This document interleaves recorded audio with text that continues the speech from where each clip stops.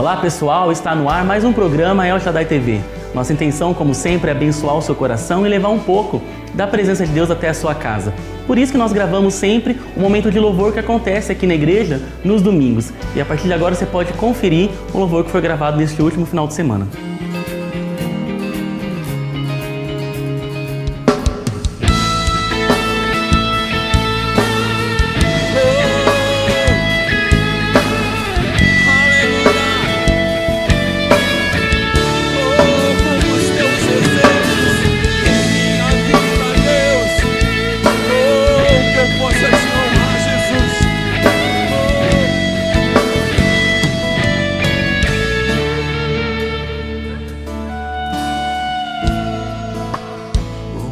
Adianta ter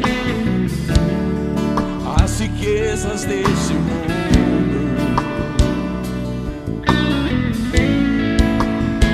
e ser honrados por todos, eu não estiver perto de ti.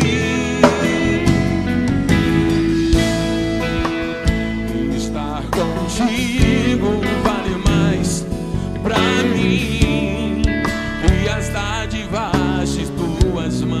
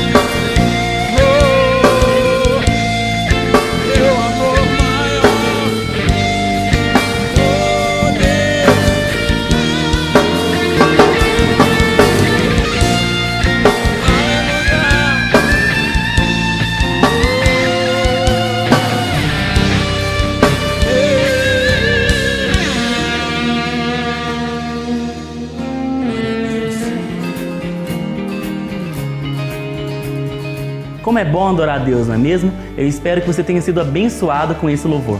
E agora você vai ficar com um vídeo que foi gravado em São Paulo, no Fruto Fiel, onde teve mais 12.000 pessoas. E logo em seguida, o Fique a Dica com o Dr. Rafael Pereira. Somos jovens em unidade, multiplicando poder para conquistar. Vamos saltar muralhas, romper os grilhos e construir uma nova história nessa geração. Oh, oh, oh, jump, jump, oh, oh, oh, jump, jump, oh, oh, oh.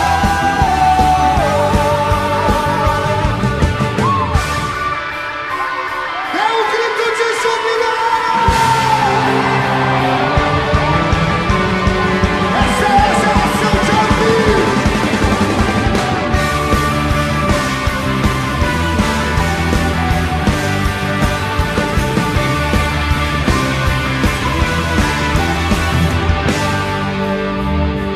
Uma geração de profetas irão para além das fronteiras e alcançar o sobrenatural de Deus, de Deus. Chegou um novo tempo de milagres, vamos viver as novidades do Senhor e dar um salto que nos levará ao futuro de êxito. Uma juventude vivendo santidade no Senhor, legitimados para vencer. Filhos e filhas correndo para os braços do Pai, na alegria do seu amor. Somos jovens em unidade, multiplicando poder para conquistar. Vamos soltar muralhas, romper os grilhos e construir uma nova história nessa geração. Somos jovens em unidade, multiplicando poder para conquistar. Vamos saltar muralhas, romper os grilhos e construir uma nova história nessa geração.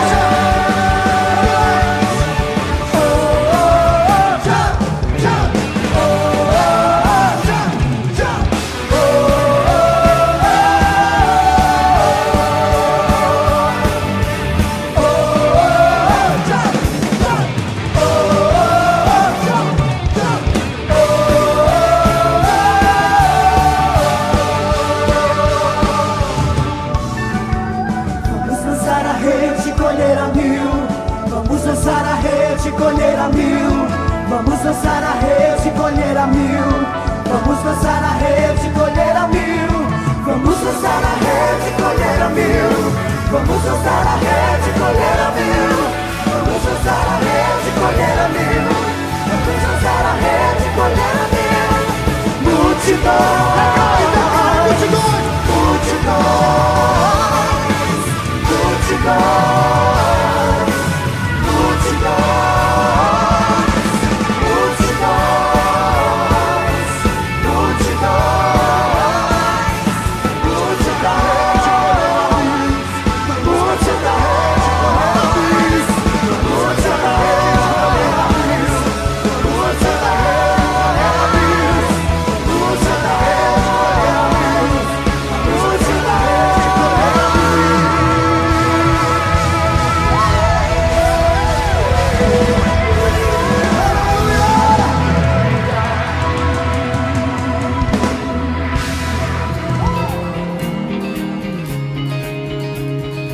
Olá, tudo bem? O tema do Fica a Dica de hoje chama-se Garantia de Imóveis. Você sabia que seu imóvel novo tem garantia? Pois é, de acordo com o Código de Defesa do Consumidor, a garantia para defeitos aparentes é de 90 dias. Mas aí você pergunta, Rafael, o que é defeito aparente? Defeito aparente é aquele que é notado à primeira vista. Uma parede que apresenta uma pintura irregular, uma porta que não fecha corretamente, uma torneira que não funciona da maneira adequada. Para essas situações, o Código de Defesa do Consumidor trata a garantia como 90 dias. Mas aí você pode perguntar para mim, mas Rafael, se após esse período de 90 dias apresentar alguma irregularidade, o que eu devo fazer? Por exemplo, nesses 90 dias não choveu, mas após esses 90 dias choveu e em decorrência de uma construção mal feita, as paredes do meu imóvel apareceram com infiltração. O que eu devo fazer? Pois é, nós tratamos isso como vício oculto e o Código de Defesa do Consumidor estabelece um prazo de garantia de 5 anos a partir da data do conhecimento. Se você teve uma situação como essa, procure seus direitos. Esse é o Fica a Dica de hoje. Um beijo no coração, até semana que vem. Você viu quantas pessoas adorando a Deus no mesmo lugar? Eu espero que também você tenha sido abençoado e sempre aproveitando as dicas do Dr. Rafael Pereira. Agora é um momento especial do nosso programa, onde o apóstolo William sempre ministra. Dessa vez ele ministrou quando as lágrimas não são suficientes. Que você possa ser abençoado por essa palavra também.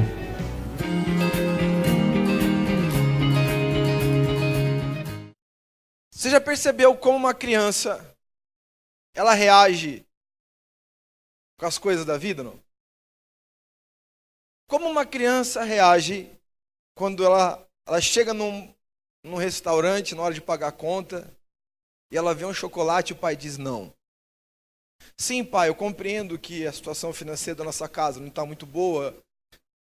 Eu entendo que é melhor, né, financeiramente, escolha eu não comer esse chocolate, é isso que ela diz?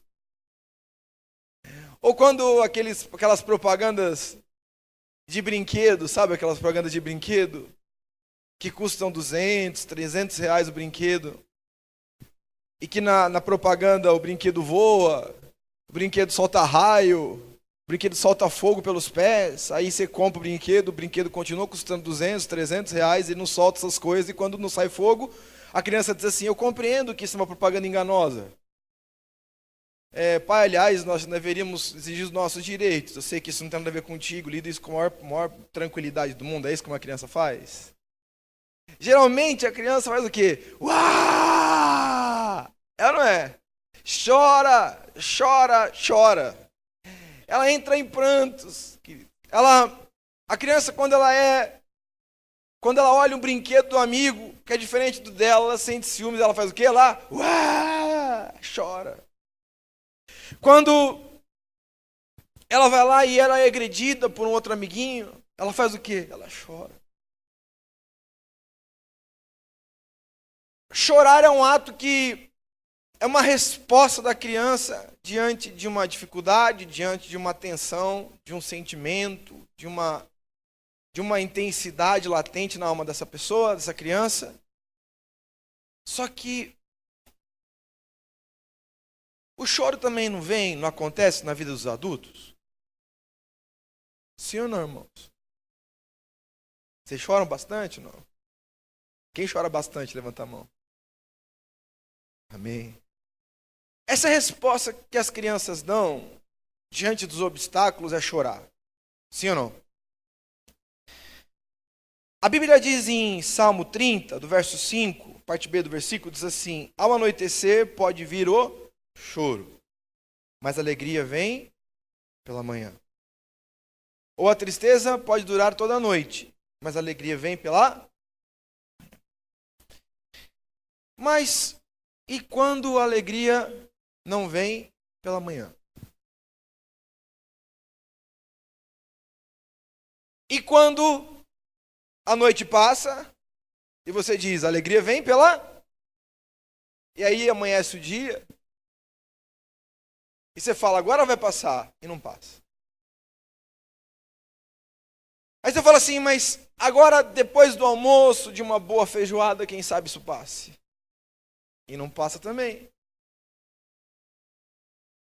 E chega tarde, você fala, agora vai passar. Esse choro, esse pranto, essa tristeza, vai passar. Chega a noite e não passou de novo. E aí as esperanças se renovam e diz de novo, mas pela manhã vai vir a alegria. E de novo não vem. E aí, como que a gente fica?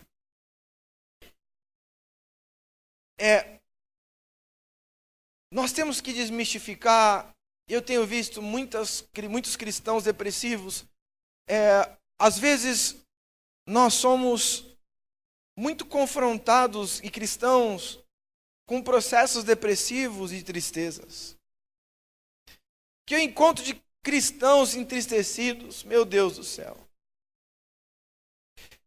E uns equívocos teológicos sustentam a tristeza dessas pessoas. Porque a Bíblia diz: conhecereis a verdade e a verdade vos...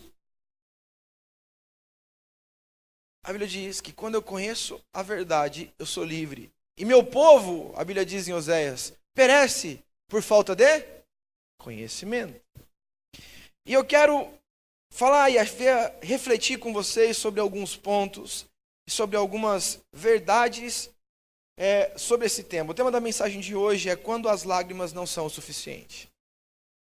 Você já percebeu algum dia na sua vida, ou talvez esteja passando por isso, ou talvez você que está assistindo em casa está passando por isso, de você chorar e as coisas não mudarem? Você chora diante de Deus e as coisas não mudam. Você chora diante da conta que sempre fica no vermelho. Sempre está no vermelho, você chora e as coisas não mudam. Você chora diante do seu ministério e as coisas não mudam. Você chora diante de uma família e as coisas não mudam. Você passa por lutas, chora e a luta não passa. E essas pessoas, elas começam a entrar em pinel, é ou não é? Porque se eu choro, se eu entro em pranto, se eu sofro, se eu me angustio e a coisa não muda, meu Deus, por que Deus não está recolhendo a minha oração? O salmista diz: Senhor, ouve o meu pranto, ouve o meu clamor, não afaste de mim os seus ouvidos. Porque esse é o gemido de uma pessoa que chora, de uma pessoa que sofre, de uma pessoa que geme, e parece que não é suficiente para atrair a presença de Deus, para que Deus mude a vida daquela pessoa, para que mude aquele cenário. Então eu quero refletir com vocês sobre algumas questões teológicas da tristeza e do choro. A primeira delas, aqueles que estão anotando, é que o choro pode chamar a atenção de Deus. Mas preste atenção no que eu vou dizer no tema. O choro pode chamar a atenção de Deus. Como assim? Vamos ler o texto bíblico em Êxodo capítulo 2, verso 23 ao verso 25. Um dos grandes problemas da tristeza é que algumas pessoas se acostumam em possuí-la. O grande problema da tristeza é que algumas pessoas se entregaram a ela, definitivamente se entregaram à tristeza. Se conformaram com ela, se tornaram amigas da tristeza. A gente acha que, eu vejo algumas pessoas, quando começam a falar de um problema, elas encenam até assim. Mas a minha vida... E se jogam: meu Deus, cadê o Senhor? Não mudou. Isso às vezes me remete a um pouco daquilo que os meus filhos às vezes fazem dentro da sua imaturidade. Se jogando no chão, tomando uma varada por isso, mas se jogando no chão para poder chamar atenção porque quer comer o chocolate X e não o Y. Parece que no senso, no nosso coração, existe algum sentimento que diz: chore bastante, porque quanto mais você chorar, mais fácil Deus vai ouvir sua oração. Ou se você chorar, Deus vai se comover da sua dor e vai mudar o seu cenário. Mas vamos ver o que a Bíblia diz em Êxodo 2, 23 e 25, que algumas pessoas erroneamente interpretam errado. Diz assim: decorridos muitos dias, morreu o rei do Egito, e os filhos de Israel gemiam sobre a servidão, e por causa dela clamaram, e o seu clamor subiu a Deus. Aí fala assim, tá vendo? Chorou, clamou, e Deus ouviu o sofrimento dela, tadinho dela. Vou chorar e sofrer também para Deus me ouvir. Ponto. Ouvindo Deus o seu gemido, preste atenção, porque isso é fundamental para a compreensão desse texto. Lembrou-se da sua aliança com Abraão. Ele não está dizendo, nesse momento, que, porque eles gemeram, eu mudei a história. Eu ouvi o gemido, mas a aliança com Abraão que fez com que Deus mudasse. Só que ele continua o texto, com Isaac e com Jacó. E viu Deus os filhos de Israel e atentou para a sua condição. Mas o que fez com que Deus fizesse isso e mudasse aquela história é por causa de um princípio de aliança e não por um princípio de piedade. Às vezes eu vejo pessoas que elas se entregam à tristeza e elas, mesmo inconscientemente, elas tentam chamar atenção para aquela tristeza. Tem gente que, para ficar perto das pessoas, elas fazem aquela cara de triste para ver se alguém se compadece delas. A oração dela é uma oração sempre chorada, Senhor. E como se isso chamasse a atenção de Deus, mas eu quero fazer, talvez algumas pessoas tenham optado para viver esse estilo de vida, baseado nesse versículo, mas mesmo que Deus tivesse olhado para Israel, preste atenção no que eu vou dizer, porque isso é muito sério. Mesmo que Deus tivesse olhado para Israel e decidido mudar a história deles, sabe quantos anos demorou isso? 400. Alguém quer chorar 400 anos para Deus ouvir você? Eu vou chorar bastante, 400 anos para Deus me ouvir. Eu vou chorar 400 anos porque aí na minha quinta geração, ou na sexta, se for muita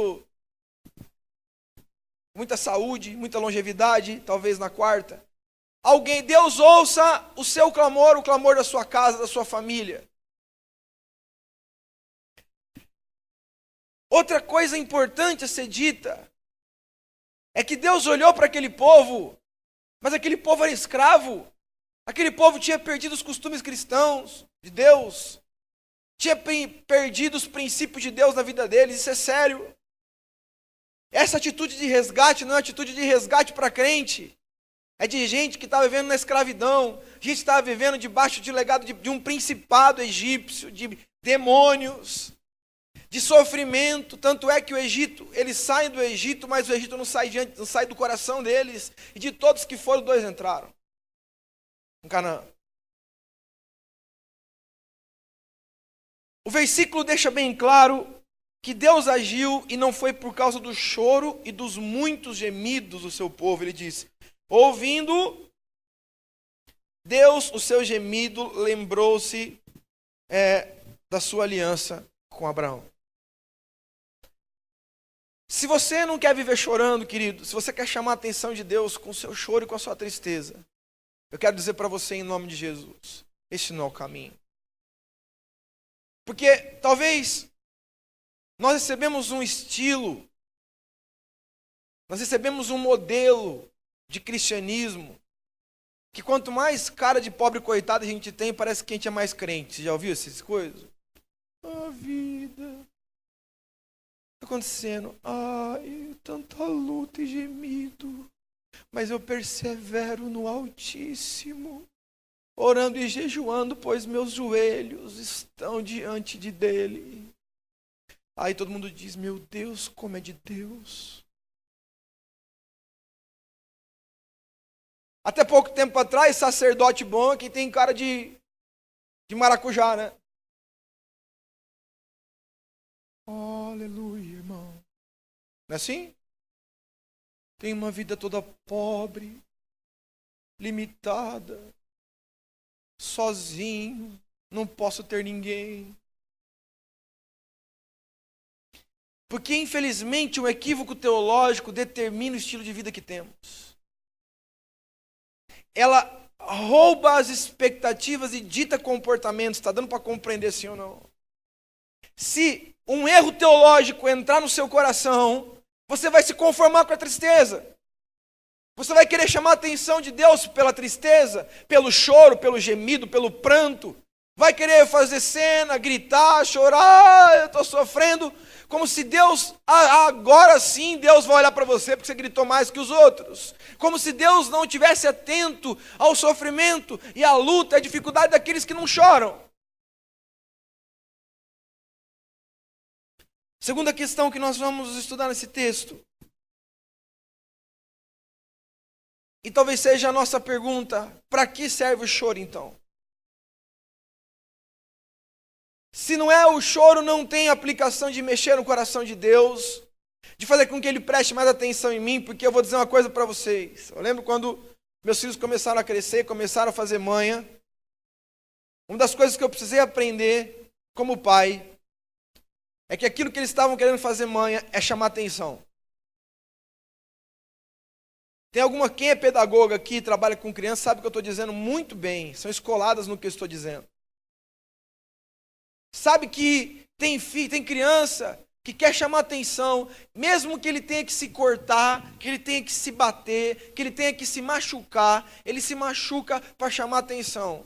E toda vez que uma pessoa ela tem uma dificuldade de relacionamento com o pai, ela tenta chamar a atenção de Deus de todas as formas, inclusive ficando triste. Sem motivo para estar, às vezes. Porque quem sabe eu sofrendo, Deus olha para mim. Deus diz: não é assim não, filho. E eu, quando como pai, aprendi que se eu valorizar a manha dos meus filhos, eles serão incorrigíveis manhosos. É ou não é? Estou falando bobagem, mães. Fica valorizando lá. Ai, chegou lá o Daniel um dia. Ai, pai. O João Pedro. Ai, pai, tô com uma dor de barriga. O que é, filho? Ai, eu preciso comer chocolate. Ai, seu sem vergonha. Eles são malandros como todos nós.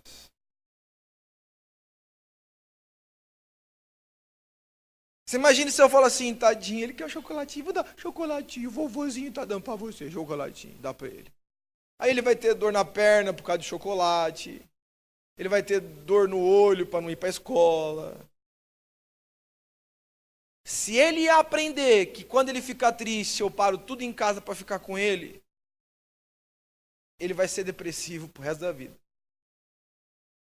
Porque ele entendeu uma lógica de chamar atenção. Existe muito crente que entendeu uma lógica que não é lógica, que não é bíblica, que não é princípio de Deus, e mergulharam no profundo da sua tristeza tentando chamar a atenção de Deus ou a chamar a atenção das pessoas em volta. E Deus disse: eu não estou nessa, isso é um engano, isso é uma falta de conhecimento. E hoje eu vim aqui como profeta para dizer para você que isso é uma grande mentira. Quem crê nisso aplauda o Senhor Jesus. Para que serve então a tristeza, o choro? Para que serve chorar? Podia ter uma torneira que não abria mais? Quem aqui já viu caixa d'água? Caixa d'água e já viu um negócio chamado ladrão? Ladrão da caixa d'água. Já viu já ou não? Você sabe o que é isso ou não? Quando a caixa d'água ela enche lá e tem algum problema, tem um ladrão. Sai água pelo ladrão. Não é isso? Que é um caninho que para... Não... Entendeu, né? O ladrão da caixa d'água é o choro do homem. Toda vez que passamos por uma luta, por uma dificuldade, e a caixa d'água enche, a gente extravasa pelo choro. Você já teve um momento na sua vida que você precisava chorar? Você não quer conversar, você não quer ouvir ninguém, você não quer ouvir uma música, nem oração você quer só chorar. Aí você chora, uau! Aí você para de chorar, tô melhor. Não é verdade? É o ladrão tirando o peso da caixa d'água. É o ladrão, é a água da tristeza saindo pelo ladrão da nossa mente, da nossa alma. Porque existe, queridos, muitas vezes a gente vai se entregando às tristezas, ou passa por um momento difícil, ou passa por uma luta, ou passa por um momento de muita alegria. Tem vezes que você vai lá e vê um filme, né? Um filme romântico, um filme de restituição familiar, um filme que tem uma cena bonita, você chora. Está chorando de tristeza? Não, de alegria, estou comovido. Legal, a caixa d'água encheu, saiu pelo ladrão. Mas o problema é que o ladrão da caixa d'água não pode ser estilo de vida, tem que ser momentos da vida, que deixam a vida até mais bonita. Quem aqui não teve um momento com a sua família, de um abraço, de dizer, filho, eu te amo, ou o filho dizer para o pai, eu te amo, pai, e a gente chorar, se quebrantar, a gente se alegrar com aquele momento, que é lindo, é ou não é? É gostoso até chorar nessas horas, não dá nem vontade de parar. E quando a gente chega aqui diante de Deus, levanta nossas mãos, começamos a cantar, e a presença de Deus nos enche, nós começamos a chorar. A caixa d'água está cheia da presença de Deus. A nossa alma está pulando, e a caixa d'água está vazando. É ou não é? Agora tem gente que está sempre saindo água pelo ladrão. É porque o ladrão está na caixa d'água. O ladrão o ladrão veio para matar, roubar e destruir. João 10:10. O ladrão entra na caixa d'água e faz com que o ladrão da caixa d'água seja uma constância. Dando para compreender? Sim ou não? O diabo, tá bom? O diabo entra na nossa alma. E ele vai lá e faz com que aquilo que deveria ser momentos de nossas vidas, o choro, se tornam lineares e constantes para sempre. E aí você vê muitos cristãos tristes, amargurados, feridos, depressivos, porque confundiram aquilo que deveria ser momentos para viver a vida triste, ou uma tristeza, ou o choro, ou o pranto como estilo da sua vida. Terceiro ponto nessa mensagem é que aceitar em nosso coração, em nossa fé, que o tempo de chorar tem que ser provisório. Nós precisamos entender isso. O tempo do choro é um tempo provisório. Diga para o seu irmão, o tempo do choro tem que ser provisório. Passageiro. Vocês querem ver isso? Eclesiastes capítulo 3, um texto que nós conhecemos muito. De 1 a 4 diz: tudo tem seu tempo determinado. Há tempo para todo propósito debaixo do céu. Há tempo de nascer, há tempo de morrer, há tempo de plantar, há tempo de arrancar o que se plantou, há tempo de matar e tempo de curar, tempo de derribar e tempo de edificar. E o último versículo 4 diz: tempo de chorar e tempo de rir, tempo de prantear e tempo de saltar de alegria. Deixa eu fazer uma pergunta aqui. Aqui está dizendo sobre momentos. Existe tempo de chorar e tempo de rir. Qual foi a última vez que você riu de verdade?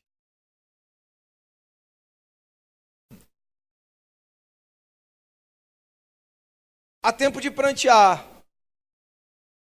Mas é tempo de saltar de alegria. Tem gente aqui que eu acho que nunca saltou de alegria.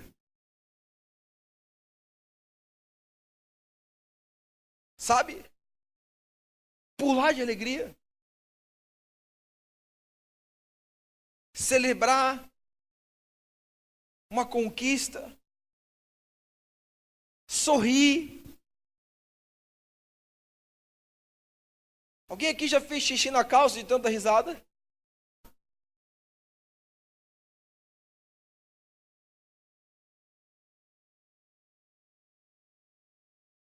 Tem gente que não ri.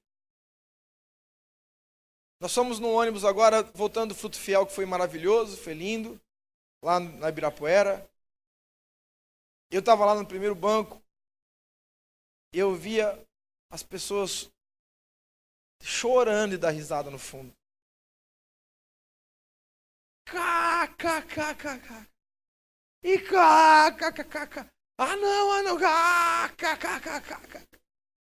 E não, então, você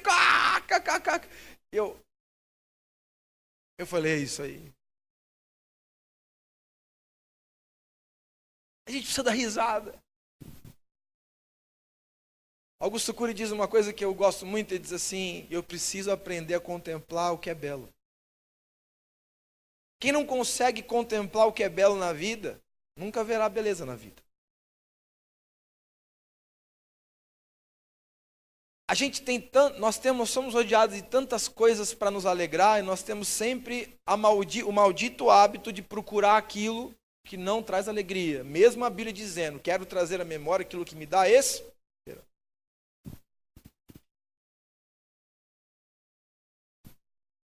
Aqui diz: há tempo de rir e tempo de chorar. Tempo de prantear e tempo de saltar de alegria. Eu quero fazer uma pergunta, e é Deus quem está fazendo para você. Quanto tempo faz que você não salta de alegria? Quanto tempo faz que você não perde o fôlego de tanto dar risada? Você senta numa roda de amigos e ri.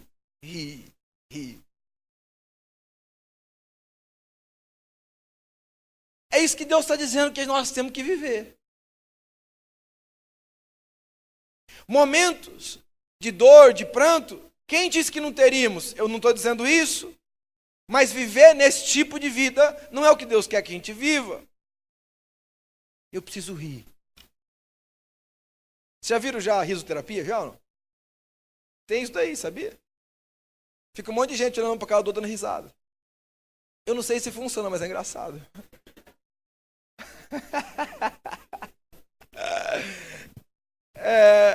E fica olhando para a cara do outro e diz assim, e vai dando risada.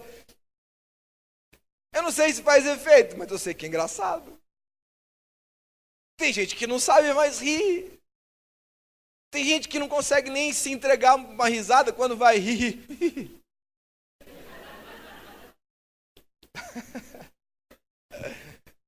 E acontece uma coisa super legal e a pessoa diz assim, ó. Perdeu o hábito de rir. Perdeu o hábito de se alegrar. Eu olho para minha esposa e rio. Tem gente que olha para a esposa e chora. Graças a Deus eu rio. E tem gente que ri, mas é para não chorar.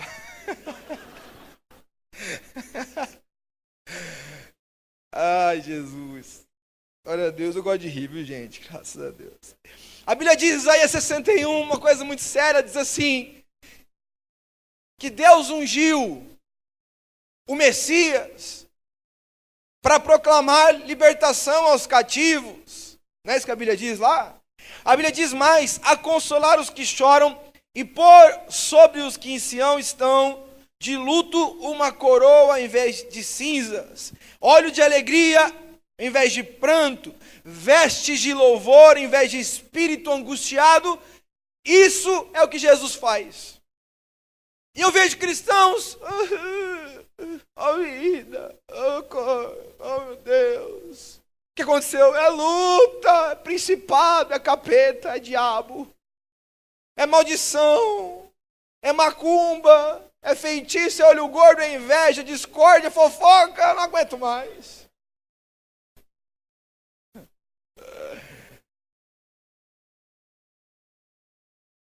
Ao invés da pessoa conseguir ver Jesus, Jesus me amou, morreu na cruz, me restaurou, me deu autoridade, Ele me deu vida e vida e abundância. Em todas as coisas nele eu posso. A pessoa insiste em dizer, tem fofoca, tem inveja, a vida. Certo? Eu tenho que entender que o propósito de Deus é que eu tenha vida e alegria. Nós, como cristãos, precisamos entrar, nem que seja por osmose, por pancada bíblica, qualquer coisa, mas nós precisamos entender. Deus quer que a gente viva uma vida de alegria. Diga para o seu irmão, seja feliz. Fala assim, dá um sorriso aí. Você sabe fazer isso ainda?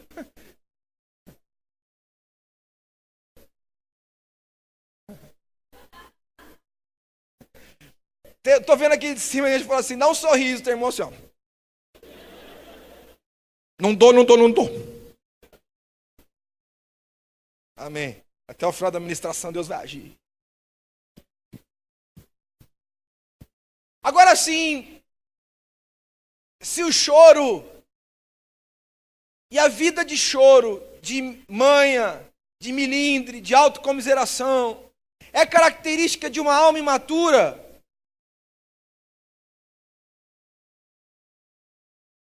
como as crianças que vivem chorando, né?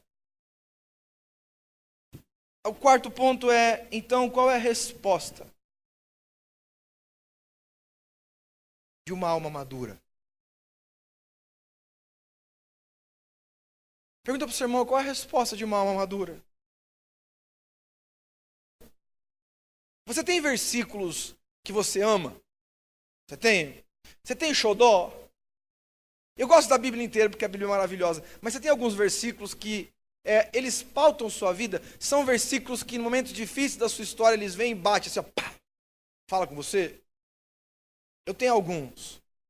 E esse que eu vou falar agora é um dos que mais me ministram, eu sei que me ministrarão.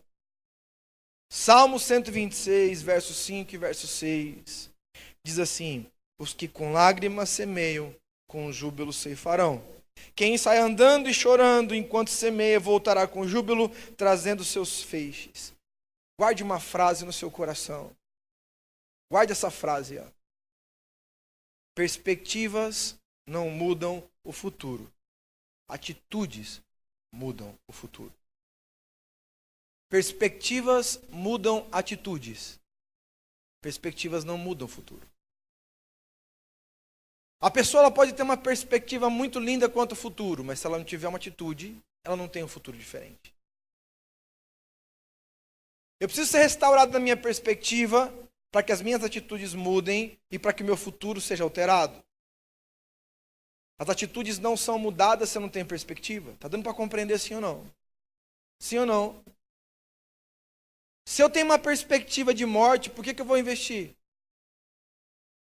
Se eu sei que meu casamento vai acabar, por que eu vou amar e vou honrar? Eu preciso ter minhas perspectivas de vida restauradas para que as minhas atitudes sejam modificadas, para que o meu futuro seja alterado. Mas o que eu vejo é que tem muita gente com perspectiva positivas, mas com atitudes que não se conectam com suas perspectivas. O salmista está dizendo aqui que aqueles que com lágrimas semeiam, com júbilo ceifarão. Se alguém está semeando com lágrimas, que está dizendo assim, estou semeando, que alegria, isso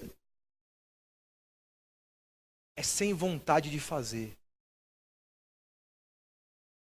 É com vontade de guardar a semente no bolso e ir para casa chorar. E sabe o que a vida me ensinou? Que os melhores lugares, que os maiores conquistadores não são os mais talentosos, são aqueles que perseveram nas suas perspectivas com atitudes corretas.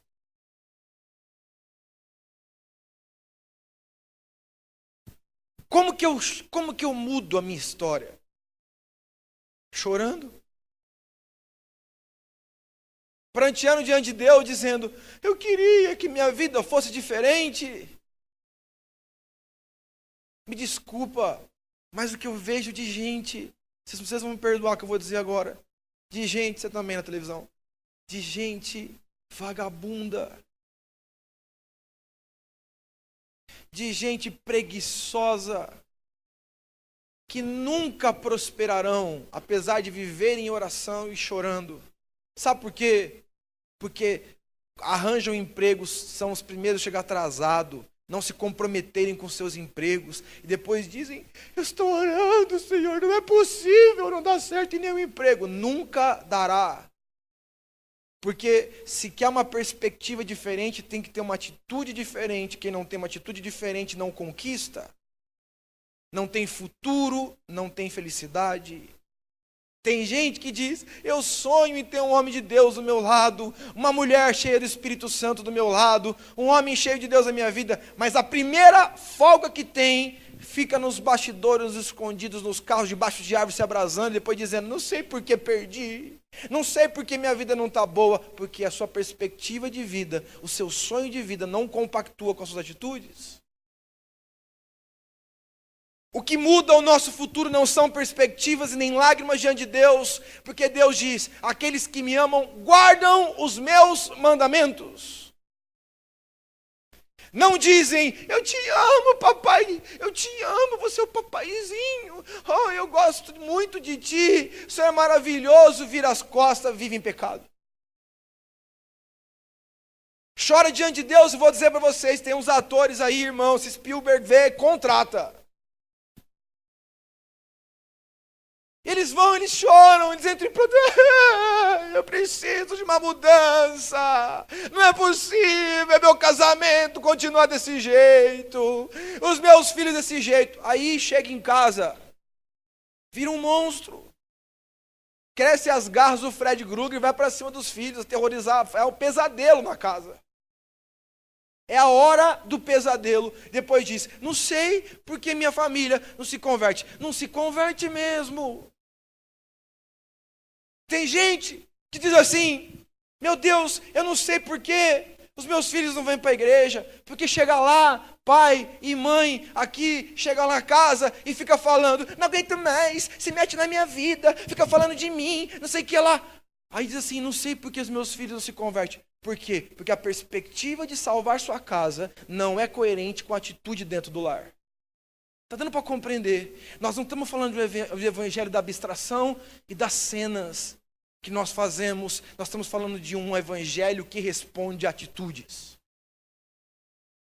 Não adianta a gente ficar falando, Senhor, tem misericórdia do meu casamento. Você é um crápula. Você quer que seu casamento seja uma bênção?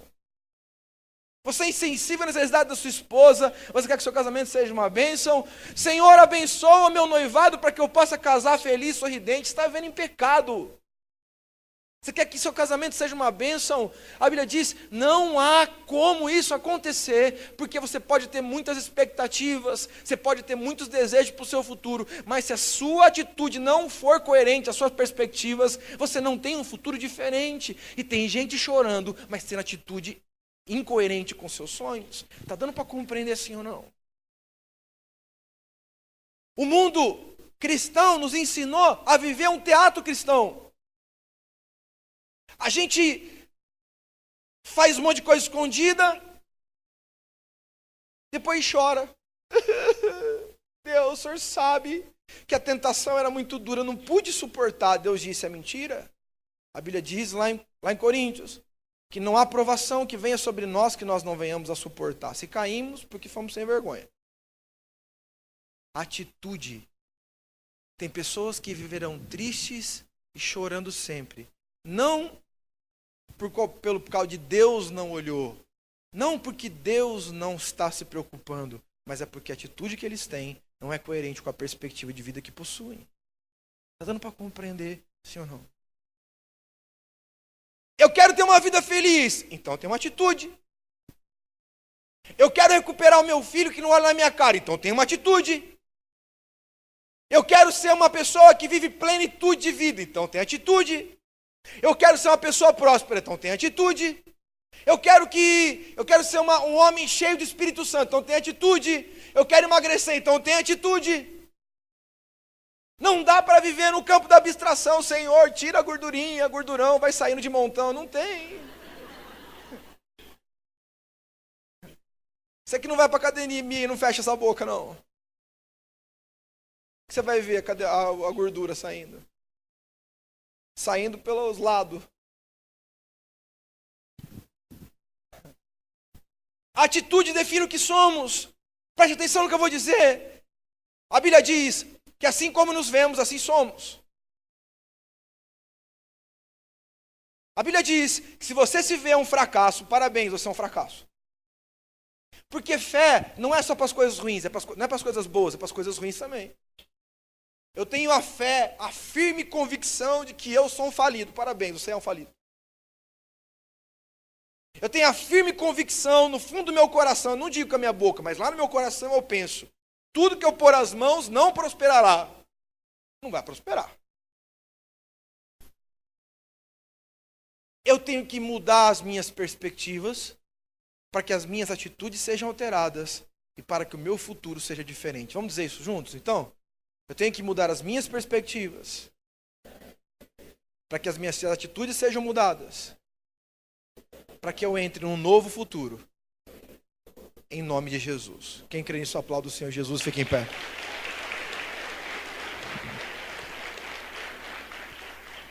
Vamos ficar em pé em nome de Jesus, queridos.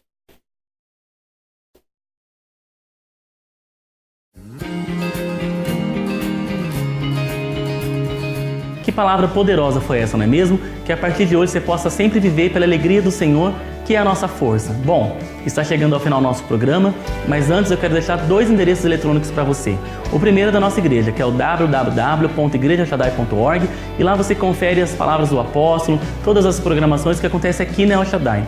E o outro endereço é o www.radzoe.com.br. Radzoe é responsável por transmitir os cultos das 19h30 aos domingos. Então fique ligado, Deus abençoe você e até semana que vem.